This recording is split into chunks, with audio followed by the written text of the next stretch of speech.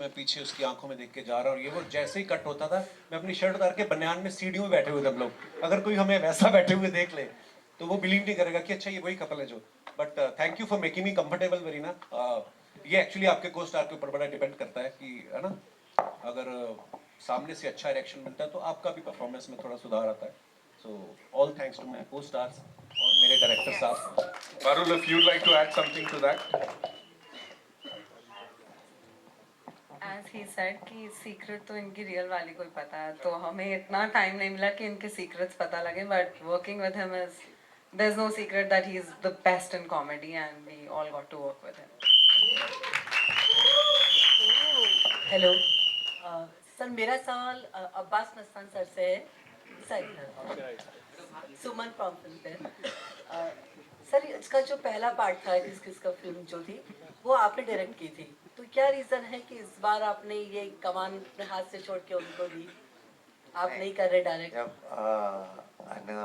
अनुकल जी आए तो ऑलरेडी उनके पास कहानी थी और वो जो यूएस टूर पे गए थे तो किसी न किसी को हमने तो 22-23 फिल्में डायरेक्ट की है।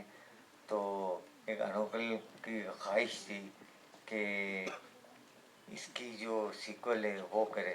हमको कोई फ़र्क नहीं पड़ता है, हम लोग किसी तरीके से इस फिल्म में इन्वॉल्व तो है ही एज ए प्रोड्यूसर जो यूनेक्स के साथ एसोसिएशन में, तो कोई फ़र्क नहीं पड़ता है। ये हमारा नज़दीक, हमारे जितने करीब बोलो उतना है। हमको तो बहुत खुशी हुई जब उसने बोला कि ये फिल्म मैं डायरेक्ट करूँ, तो हम लोग ने एक एक ज़रा भी हिचकिचाहट नहीं की। हमने बोला अरे ये तो बहुत खुशी की बात है, किसी की तरक्की हो रही है, आगे बढ़ रहे हैं और किसी को ब्रेक मिल रहा है। और ये बात हमने जाके वीनस में की, रतन जी से, गणेश जी से की। उन्होंने भी उनको बोला बोला हम लोग कहानी सुनते हैं और फिर शुरू हो जाते हैं। Hello everyone, Shilpa here from Mayapuri magazine. Ratan ji, मेरा सवाल आपसे है कि how was it collaborating with Abbas Mustan ji और बाकी की जो पूरी टीम है इस पूरी एंटरटेनिंग फिल्म के लिए? अब्बास मस्तानी के साथ हमारा कोलैबोरेशन बहुत